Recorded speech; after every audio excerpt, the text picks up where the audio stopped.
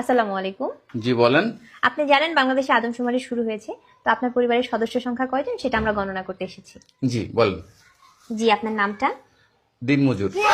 না, মানে আপনার পেশা না, আপনার নাম। আমার নামই দিনমজুর। আপনি কি বিবাহিত? জি। কয় বছর হচ্ছে বিয়ে করেছেন? 1 বছর। আপনার কি বাচ্চা আছে? জি 2 জন। মানে আমি 2 বিয়ে করেছি। ও আচ্ছা। আপনার স্ত্রীর নাম? ছোট জন না বড় জন? বড়জন? কেয়ামত। কিয়ামত। আর ছোটজন? তুফান। ও তুফান। আপনার সন্তানের নাম? ছোট জন একটা না বড় জন একটা? কিয়ামত জনেরটা? ঝড়। ঝড়।